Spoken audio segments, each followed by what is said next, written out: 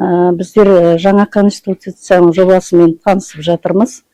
Бұның жобасында 11 жоспар жобасы бар, 95 баптан тұрады екен. Әрбір баптың өзінің тармақтары бар.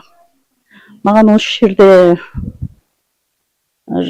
баптар бойынша 8-ші бапта экология және адамның өмірі деген бапты біз ұсыныс ретінде жіберген болатынбыз. Қазіргі таңда біз Ақтау қаласында КСК мекемелерімен бірге жаңа конституцияның жоспарлары туралы танысудамыз.